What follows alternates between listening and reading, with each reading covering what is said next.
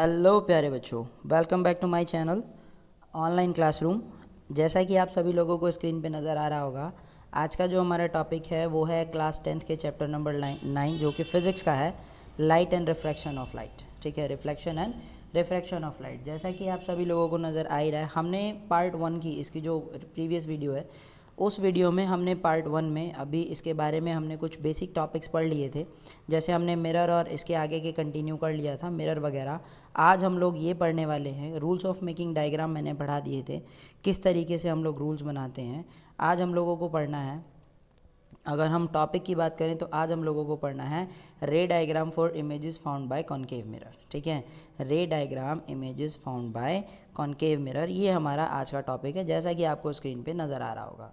इससे पहले मैं आप लोगों को बता दूं, कॉनकेव मिरर का मतलब एक ऐसा मिरर जिसका रिफ्लेक्टिंग सरफेस इनसाइड होता है। ठीक है, अंदर की तरफ से ये क्या करता है, रिफ्लेक्ट करता है। ठीक है, अगर आप लोग मेरे चैनल पे नए हैं तो वीडियो को लाइक शेयर और सब्सक्राइब ज़रूर करिएगा और चैनल को सब्सक्राइब ज़रूर कर लीजिएगा, ताकि हम लोग क्या कर सकें, आपके जो हमारी आने वाली न्यू वीडियोज़ हैं उसको आप कंटिन्यूसली देख सकें। ठीक है, तो चलिए वीडियो को शुरू करते हैं, अपने टॉपिक को स्टार्ट करते हैं। ओके, तो हमारा टॉपिक है रे diagram of image found by concave mirror. Concave mirror के द्वारा जो इमेजेस फॉर्म होती हैं उसका रे डायग्राम कैसे बनाया जाए। तो ये बता रहा है कि जब आपका ऑब्जेक्ट, केस 1 बता रहा है कि जब आपका ऑब्जेक्ट कहाँ पर हो, इन्फिनिटी पर हो। कहाँ पर हो आपका ऑब्जेक्ट, इन्फिनिटी पर हो। और ऑब्जेक्ट इन्फिनिटी का मतलब एक अननोन पॉइंट जिसके बारे में मुझे नहीं पता है। ठीक है, एक ऐसा पॉइंट जिसको मुझे, मैं वेल डिफाइंड पॉइंट नहीं कह सकता, उसको मैं इन्फिनिटी कहता हूँ। तो मान लेते हैं कि ये मेरा पॉइंट है, इन्फिनिटी पॉइंट। ठीक है, मान लिया मेरा ये कौन सा पॉइंट है, ए बी, जो आपको नज़र आ रहा है, ये ए से बी वाला जो पॉइंट है, ये पॉइंट हमारा क्या हो जाता है, ऑब्जेक्ट के लिए इन्फिनिटी का पॉइंट है। तो इन्फिनिटी से जब दो पैरेलल लाइंस निकलेंगी, एक ऑब्जेक्ट के यहाँ निकलेगी और एक ऑब्जेक्ट के इनसाइड से निकलेगी, तो हमने अभी पढ़ा था कि जब भी कोई ऑब्जेक्ट, यानी कि जब भी कोई ऑब्जेक्ट क्या होता है, कोई रेड लाइन है वो प्रिंसिपल एक्सिस के पैरेलल से होकर के गुजरती है, तो रिफ्लेक्शन के बाद फोकस से होकर के जाती है। उसी तरह ये वाली लाइन भी कहाँ से होकर के गुजरेगी, फोकस से होकर के गुजरेगी। और जो हमारा इमेज बनेगा, आपको दिख ही रहा होगा कि जो हमारा इमेज बनेगा वो इमेज कहाँ बनेगा, फोकस पर बनेगा। यानी कि कहाँ बनेगा, बिल्कुल सही, फोकस पर बनेगा। और इमेज की पोजीशन कहाँ होगी, अब देखिए कह रहा है कि जब आपका ऑब्जेक्ट इन्फिनिटी पर होगा तो इमेज की पोजीशन कहाँ होगी, फोकस पर होगी। और कॉनकेव मिरर के द्वारा बनाई गई जितनी भी इमेजेस होती हैं, ऑलमोस्ट वो इमेजेस रियल और इन्वर्टेड होती है। रियल का मतलब इसको मैं स्क्रीन पर ऑब्टेन कर सकता हूँ, और इन्वर्टेड का मतलब उल्टी होती हैं। ठीक है, उल्टी का मतलब क्या है कि अगर मैं कहता हूँ, अब देखिए इन्वर्टेड इमेज क्या होती है, पहले मैं ये समझा दूँ। इन्वर्टेड इमेज का मतलब, मान लीजिए कि ये कोई बॉय है, ठीक है, ये उसका है, और ये क्या करता है, अपने आप को एक इमेज के पीछे देखता है, तो इसकी इमेज कैसी बन रही होगी, कुछ इस तरीके की आपको इमेज देखने को मिलेगी। ठीक है, इसका मतलब क्या है कि उसका सर पैर के नीचे और पैर सर की जगह हो जाएगा, विच मीन्स उसकी इमेज फ्लिप हो जाती है, उल्टी हो जाती है। बात समझ में आई। तो इस तरह की इमेजेस को हम इन्वर्टेड इमेज के नाम से जानते हैं। ठीक, तो वही बता रहा है कि आप कॉनकेव मिरर के द्वारा जो इमेज बनाई जाती है वो कौन सी होती है, इन्वर्टेड इमेज होती है। बात समझ में आ रही है। और इमेज का साइज़ कैसा होगा, तो क्योंकि ये इमेज एक पॉइंट पर बन रही है, फोकस पर बन रही है, तो बहुत ज़्यादा एक पॉइंट साइज़ की इमेज होगी, हाईली डिमिनिश, बहुत ज़्यादा छोटी होगी। ठीक है, ये हमारा केस 1 था। अब क्या बात करते हैं केस 2 की।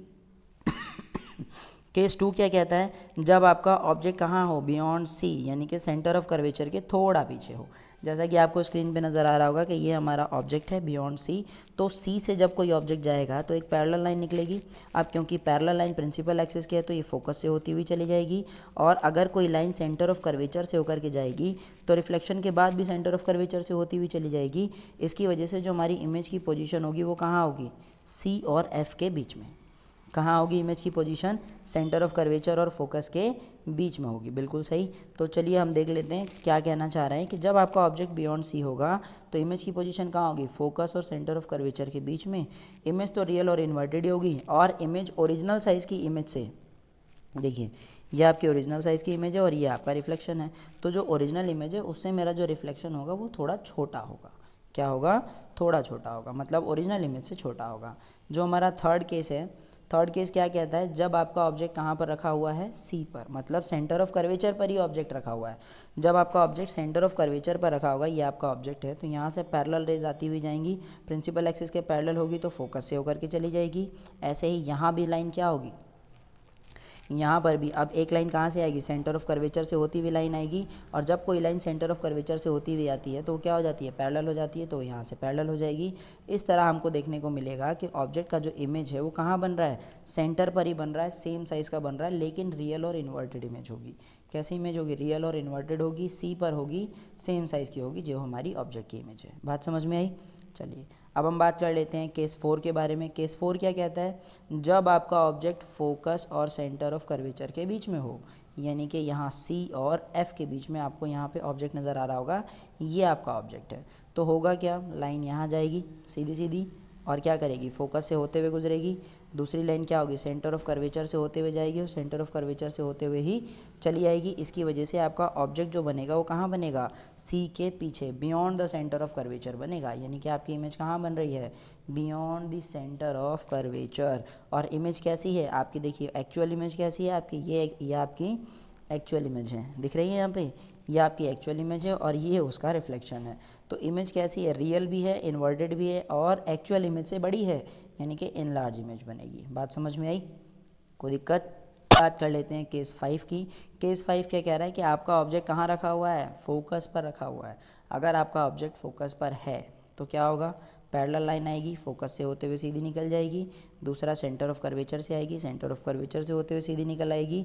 इसका मतलब आपका जो इमेज है उसका कोई पॉइंट डिफाइन ही नहीं होगा कि कहाँ उसकी इमेज बनेगी, और जो पॉइंट डिफाइन ना हो उसको हम इन्फिनिटी के नाम से जानते हैं। तो आपकी अगर आपका ऑब्जेक्ट फोकस पर रखा है, कहाँ रखा हुआ है, फोकस पर रखा है, तो उसकी जो इमेज होगी वो कैसी बन रही होगी, उसकी इमेज एक तो इन्फिनिटी पे बनेगी, रियल और इन्वर्टेड होगी, और कुछ ज़्यादा ही बड़ी होगी, हाईली इनलार्ज होगी। ठीक है, ये तो नॉर्मल 5 केसेस थे। जो हमारा नेक्स्ट है ना, केस नंबर 6, ये थोड़ा इंपॉर्टेंट है, थोड़ा अलग भी है। मतलब ये इकलौता ऐसा केस है इनके मिरर के अंदर, कॉनकेव मिरर के अंदर इकलौता ऐसा केस है जिसमें जो इमेज बनती है वो वर्चुअल और इरेक्टेड बनती है। कैसी बनती है, वर्चुअल और इरेक्टेड। वर्चुअल इमेज का मतलब अगर आपका इमेज यहाँ है, तो अगर आपका ऑब्जेक्ट यहाँ है तो इमेज कहाँ बन रही होगी, सब्जेक्ट मतलब मिरर के पीछे बन रही होगी, पीछे back side of the mirror. देख रहे हैं कहाँ बन रही है इमेज आपकी, क्योंकि ये वर्चुअल इमेज है तो ये आपका ऑब्जेक्ट का इमेज बन रहा है। और इरेक्टेड का मतलब देख रहे हैं, जैसा इमेज यहाँ है वैसा ही इमेज यहाँ भी है। ठीक है, यहाँ पे इमेज उल्टी नहीं होती, इन्वर्टेड नहीं होती, और एनलार्ज होती है। क्या होती है, एनलार्ज होती है। बात समझ में आई। कब, जब आपका ऑब्जेक्ट कहाँ रखा होता है, जब आपका ऑब्जेक्ट पोल और फोकस के बीच में होता है। देखिए यहाँ पे ऑब्जेक्ट कहाँ है, पोल और फोकस के बीच में है। बात समझ में आई। तो ये हमारे टोटल 6 केसेस हैं। अगर हम इन 6 केसेस की बात कर लें तो ये तो हमें समझ में आता है। अब हम बात कर लेते हैं यूजेस ऑफ कॉनकेव मिरर की। भाई कॉनकेव मिरर इस्तेमाल कहाँ कहाँ होते हैं, तो सबसे बस सीधी सी बात है, क्योंकि ये कैसा मिरर होता है, कन्वर्जिंग मिरर होता है, कन्वर्ज कर सकता है, इसीलिए इसका इस्तेमाल टॉर्च के अंदर, सर्च लाइट में, व्हीकल लाइट के अंदर निकाला जाता है, ताकि हमें एक पावरफुल बीम ऑफ लाइट मिले। कैसे, हम सोर्स ऑफ लाइट को यहाँ रखते हैं, यहाँ से लाइट टकराती है, ठीक है, और टकराने के बाद एक पावरफुल बीम ऑफ लाइट यानी कि पैरेलल बीम ऑफ लाइट हमें दे देती है, इसीलिए इसका इस्तेमाल हम लोग सर्च लाइट्स के अंदर कर लेते हैं। दूसरा, कॉनकेव मिरर का जो इस्तेमाल किया जाता है, concave mirrors are used by the dentist, dentist के द्वारा भी इस्तेमाल किया जाता है। क्यों, क्योंकि ये इनलार्ज इमेज दिखाती है, बड़ी इमेजेस को दिखा सकती है। कब, जब हमारा ऑब्जेक्ट पोल और फोकस के बीच में हो। कैसे, तो देखिए ये कह रहा है कि डेंटिस्ट लोग के पास, जब भी हमारे डेंटिस्ट होते हैं, वो लोग कहाँ रखते हैं अपनी इमेज को, वो लोग दांतों की इमेज बहुत पास से लेते हैं, और जब दांतों की इमेज को बहुत पास से दिखते हैं तो फोकस और किसके, फोकस और पोल के बीच में कहीं पे इमेज रखी होती है। दिख रही है इमेज आपको, फोकस और पोल के बीच में कहीं पे इमेज होती है। इसकी वजह से उन्हें कैसी इमेज मिलती है, एक इनलार्ज इमेज मिलती है, जिसकी वजह से चेहरे को बड़ा करके दिखा सकते हैं और एकदम सीधा दिखाते हैं। ठीक है, वही कॉनकेव मिरर शेविंग मिरर्स की तरह क्यों यूज़ किए जाते हैं, क्योंकि मान लीजिए शेविंग मिरर है ये हमारा, ये एक एग्जांपल मान लेते हैं, ये हमारा शेविंग मिरर है, तो आदमी इसके पास ही बैठा होता है, तो ये शेविंग मिरर के पास मतलब उसके फोकस और पोल के बीच में कहीं इंसान बैठा होता है। कहाँ बैठा होता है, फोकस और पोल के बीच में कहीं पे होता है। अब फोकस और पोल के बीच में होगा तो इमेज कहाँ बनेगी, वर्चुअल और इरेक्टेड इमेज बनेगी, इसी वजह से शेविंग मिरर में इसका इस्तेमाल किया जाता है। तीसरी चौथी बात कहता है कि large concave mirror are used to क्या, concentrate sunlight and produce solar furnace, solar furnaces में भी इसका इस्तेमाल किया जाता है। बात समझ में आई। ये तो पढ़ लिया हमने कॉनकेव मिरर का। अब हम पढ़ेंगे rule of image formation by convex mirror. Convex mirror में ज़्यादा केसेस नहीं हैं, 2 या 3 केसेस ही हैं। चलिए बात कर लेते हैं। तो कह रहा है कॉन्वेक्स मिरर में कैसे काम करता है। तो कॉन्वेक्स मिरर की बात करेंगे तो कह रहा है a ray of light parallel to the principal axis क्या of a convex mirror appear to be diverge from the principal focus. मतलब ये कह रहा है कि ये आपका प्रिंसिपल एक्सिस है, कौन सा वाला, ये आपका प्रिंसिपल एक्सिस है। अगर कोई रे प्रिंसिपल एक्सिस के पैरेलल में है तो वो क्या होगी, वैसे तो इमेजिनरी लाइन फोकस तक ही जाएगी, लेकिन होगा क्या, वो लाइन डाइवर्ज होती हुई हमें एक्चुअल में नज़र आती है। मतलब इसका जो रिफ्लेक्शन होता है वो डाइवर्ज कर देता है, ठीक है। कहाँ से, प्रिंसिपल फोकस से होता हुआ। दूसरा केस क्या कह रहा है, अगर कोई रे अरे which is direct towards the focus, अगर कोई रे फोकस की तरफ ही है तो वो क्या होगी, जब उसका रिफ्लेक्शन होगा, रिफ्लेक्शन के बाद वो पैरेलल हो जाएगी। कैसे, देखिए ये रे आ रही है आपकी, आपको रे नज़र आ रही होगी, देखो ये रे आ रही है यहाँ से। अब अगर ये रे सीधी आती तो फोकस की ओर ही जाती, लेकिन क्योंकि फोकस की ओर जा रही है तो ये टकराने के बाद क्या हो जाएगी, पैरेलल हो जाती है। किसके, प्रिंसिपल फोकस के या प्रिंसिपल एक्सिस के। बात समझ में आई। थर्ड केस ये कहता है कि अ रे direct towards the centre of curvature, अगर कोई रे सेंटर ऑफ कर्वेचर के पास में आ रही है डायरेक्टली तो जिस रास्ते आई है उसी रास्ते वापस चली जाएगी। अर्थात अगर कोई रे डायरेक्ट सेंटर ऑफ कर्वेचर की तरफ आ रही है, देखिए आपको यहाँ पे सेंटर ऑफ कर्वेचर नज़र आ रहा होगा, अगर कोई रे सेंटर ऑफ कर्वेचर की तरफ आ रही है और यहाँ से टकरा रही है तो वापस इसी रास्ते निकल लेगी। बात समझ में आई, सेंटर ऑफ कर्वेचर कैसे काम करता है। चलिए अब हम बात कर लेते हैं सेंटर ऑफ कर्वेचर के बाद। लास्ट पॉइंट है, क्या रहा है, अरे इंसिडेंट रे ऑब्लिकली, क्या कह रहा है, अगर कोई इंसिडेंट रे है वो ऑब्लिकली प्रिंसिपल एक्सिस से रिफ्लेक्ट होती है। मतलब अगर डायरेक्टली पोल पर गिरती है, प्रिंसिपल एक्सिस पर टच करती है और वहाँ से रिफ्लेक्शन होती है तो एंगल आई बराबर होगा एंगल आर के। बात समझ में आई, ये हमारे बेसिक थे। अब हम बात कर लेते हैं रे डायग्राम्स। रे diagrams image found by convex mirror. Convex mirror के द्वारा जो रे डायग्राम की इमेजेस होती हैं वो कैसे बनती हैं। तो कह रहा है, देखिए इसमें 2 केस हमको देखने को मिलते हैं, मेनली 2 केस। कौन कौन से, मेनली हमें 2 केस देखने को मिलते हैं। चलिए दोनों केस पढ़ लेते हैं। पहला बोल रहा है कि अगर आपका ऑब्जेक्ट कहाँ पर हो, इन्फिनिटी पे रखा हो, इन्फिनिटी का मतलब किसी अननोन पॉइंट पे हो, तो होगा क्या, वहाँ से सीधी पैरेलल रे निकलेगी, यहाँ से सीधी पैरेलल रे आएगी। अब पैरेलल रे टकराने के बाद फोकस की ओर क्या हो जाएंगे, डाइवर्ज, ये इधर हो जाएगी और ये डाइवर्ज इधर हो जाएगी। इसकी वजह से आपकी, अगर बोल रहा है पोजीशन कहाँ बनेगी, आपकी जो इमेज बनेगी वो अंदर आते हुए कहाँ बनेगी, फोकस की ओर बनेगी, यानी कि फोकस पर बनेगी। इसीलिए अगर कोई इमेज आपकी ऑब्जेक्ट इन्फिनिटी पर है तो उसकी इमेज कहाँ बननी चाहिए, फोकस पर बननी चाहिए। बिल्कुल सही, कहाँ बनेगी, फोकस पर बनेगी। देखिए फोकस पर बनेगी, और हमें पता है कॉन्वेक्स मिरर के द्वारा बनाई गई इमेजेस वर्चुअल भी होती हैं और इरेक्टेड भी होती हैं।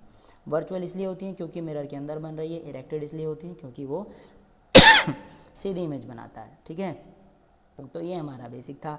उसके बाद ये सेकंड पॉइंट जो कह रहा है, वो कह रहा है कि जब कोई ऑब्जेक्ट कहाँ है, पोल और इन्फिनिटी के बीच में कहीं हो, मतलब किसी अननोन पॉइंट और पोल के बीच में हो। ये आपका पोल है, दिख रहा होगा आपको यहाँ पे, ये आपका पोल है, और यहाँ कहीं इन्फिनिटी का पॉइंट है, उसके और उसके बीच में कहीं कोई पॉइंट होगा, तो उसकी जो इमेज बन रही होगी वो कहाँ बन रही होगी, उसकी जो इमेज की पोजीशन होगी बिटवीन पोल एंड फोकस, कहाँ बन रही होगी, पोल और फोकस के बीच में बन रही होगी। और इमेज कैसी होगी, वर्चुअल इरेक्टेड होगी। और साइज़ कैसा होगा, बहुत ज़्यादा छोटा तो नहीं होगा, हाँ, लेकिन डिमिनिश साइज़ होगा, छोटा साइज़ बनेगा, ठीक है। बात समझ में आई। कह रहा है कि a full length of tall building tree can be seen in a small convex mirror. अभी इसका सीधा मतलब क्या है, ये कह रहा है कि एक बहुत बड़ी बिल्डिंग का या बहुत लंबी ट्री को हम एक छोटे से कॉन्वेक्स मिरर के द्वारा देख सकते हैं, क्योंकि वो क्या करता है, कन्वर्ज कर देता है। बात समझ में। यूजेज ऑफ कॉन्वेक्स मिरर की, कॉन्वेक्स मिरर के क्या यूज़ हैं। तो कॉन्वेक्स मिरर का सबसे पहला यूज़ है, गाड़ियों के रियर व्यू मिरर्स की तरह इस्तेमाल करता है। कारण, ज़्यादा बड़े एरिया को छोटी जगह पर दिखाने का काम करता है, इसीलिए गाड़ियों के रियर व्यू में काम आता है। दूसरा क्या कह रहा है, they always give erect through diminish image, वो हमेशा एक तो सीधी और छोटी इमेज देते हैं। दे हैव वाइडर फील्ड, उनका वाइडर एरिया होता है देखने का, ठीक है। वहाँ पे ज़्यादा लाइट उसके ऊपर पड़ती हैं तो एक जगह पे ज़्यादा एरिया को कवर कर सकता है जो उसके पास लाइट पड़ रही है, ठीक है। दूसरी बात क्या बोलता है, convex mirror are used to blind turns, ठीक है, and on points margins traffic और facilitate vision both of traffic. मतलब ऐसी जगह जहाँ पर ब्लाइंड टर्न होती है, मतलब मुझे रोड पे दिख नहीं रहा होता है क्या करना है वहाँ पे हम इस तरह के कॉन्वेक्स मिरर का इस्तेमाल कर सकते हैं। दूसरा बोल रहा है used in shops as a security mirror. आपने मॉल या शॉप में देखे होंगे बड़े बड़े सिक्योरिटी मिरर्स की तरह इस्तेमाल कर लिया जाता है। फिर ये कहता है sign convention for reflection by spherical और न्यू कार्टेशियन साइन कन्वेंशन। अब ये क्या कह रहा है, ध्यान से समझिएगा। ये कह रहा है कि हम अगर न्यूमेरिकल क्वेश्चंस बनाना चाहें तो हमें साइन कन्वेंशन के बारे में जानना पड़ेगा, कौन सी चीज़ पॉजिटिव होगी, कौन सी चीज़ नेगेटिव होगी। अब कौन सी चीज़ पॉजिटिव और कौन सी चीज़ नेगेटिव होगी, उसके लिए हम किसका इस्तेमाल करते हैं, साइन कन्वेंशन का। इसी साइन कन्वेंशन को हम लोग न्यू कार्टेशियन साइन कन्वेंशन के नाम से भी जानते हैं। ठीक है, तो चलिए पहले हम साइन कन्वेंशन देख लेते हैं, उसके बाद हम इसकी थ्योरी को पढ़ेंगे। ठीक है जी, आपको यहाँ साइन कन्वेंशन नज़र आ रहा होगा स्क्रीन पर। देखिए मैं इसको थोड़ा और जूम कर लेता हूँ। आपको यहाँ पे साइन कन्वेंशन क्या नज़र आ रहा है, ध्यान से देखिएगा। यहाँ पे ये कह रहा है ए बी जो है वो ऑब्जेक्ट है। ठीक है, अब एक बात समझिएगा, जो भी ऑब्जेक्ट का साइज़ है, मतलब हाइट ऑफ द ऑब्जेक्ट क्या होगा, हमेशा पॉजिटिव लिया जाएगा। दूसरा इमेज की अगर हाइट नीचे है तो उसको हम क्या लेंगे, नेगेटिव लेंगे। दूसरा पॉइंट, यानी कि ऑब्जेक्ट की हाइट पॉजिटिव और उसकी इमेज की हाइट नेगेटिव अगर वो एक्स एक्सिस के नीचे है तो। बात समझ में आई। तीसरा, अगर हम डिस्टेंस क्या कर रहे हैं, अगर हम पोल के राइट साइड में इधर लेफ्ट साइड में आ रहे हैं तो लेफ्ट साइड का सारा आइटम, सारी डिस्टेंसेस नेगेटिव होंगी और इधर की सारी डिस्टेंसेस पॉजिटिव होंगी। बात समझ में आई। अच्छा, इसको समझने की कोई ट्रिक तो होनी चाहिए, बिल्कुल है इसकी समझने की ट्रिक। जैसे मान लो ये हमारा क्या है, एक 2D प्लेन है जिसमें ये मेरा पोल है। पोल समझते हो ना, पोल ऑफ द मिरर है ना, पोल ऑफ द मिरर है, इसको हम पोल मान लेते हैं। तो इधर का सारा ऊपर का जितना भी डिस्टेंस वगैरह होगा सब पॉजिटिव होगा, नीचे का जो कुछ भी होगा वो सब नेगेटिव होगा, इधर का जो कुछ भी होगा वो सब नेगेटिव होगा और इधर का जो कुछ भी होगा वो सब पॉजिटिव होगा। बात समझ में आई। अब हम देखते हैं भाई चीज़ों को रखते हैं कहाँ कहाँ है, तो ध्यान से समझिएगा। हमारा जो ऑब्जेक्ट होता है वो हमेशा लेफ़्ट साइड में प्लेस किया जाता है। कहाँ प्लेस होता है, left side of the mirror में। इसीलिए distance of the object from the pole, यानी कि पोल से ऑब्जेक्ट के बीच का डिस्टेंस, ये वाला डिस्टेंस। अब यहाँ पोल है तो यहाँ से यहाँ तक का जो डिस्टेंस है वो हमेशा नेगेटिव होता है। क्या हम किससे डिनोट करते हैं, इसको हम यू से डिनोट करते हैं, डिस्टेंस ऑफ ऑब्जेक्ट। ठीक है, किससे डिनोट किया जाता है, यू से डिनोट किया जाता है। उसके बाद ये क्या कह रहा है, अगर हमारा ऑब्जेक्ट है तो अच्छा भाई डिस्टेंस तो हो गया हमारा ऑब्जेक्ट का, अगर उसका इमेज बनेगा उसका क्या, तो इमेज का जो डिस्टेंस है पोल से वो भी नेगेटिव ही होता है और इसको हम वी से डिनोट करते हैं। किससे डिनोट करते हैं, वी से डिनोट करते हैं। ठीक है, जो ऑब्जेक्ट का डिस्टेंस है पोल से उसको हम यू से डिनोट करेंगे और जो हमारा इमेज का डिस्टेंस है पोल से उसको हम वी से डिनोट करते हैं, और ये दोनों ही नेगेटिव होते हैं कॉनकेव मिरर के केस के अंदर। ठीक है जी, यहाँ तक समझ में आया। दूसरी चीज़, हाइट ऑफ द ऑब्जेक्ट हमेशा पॉजिटिव होगा और हाइट ऑफ द उसकी image, height of the image वो हमेशा क्या होगा, नेगेटिव होगा। बात समझ में आई, पॉजिटिव और नेगेटिव।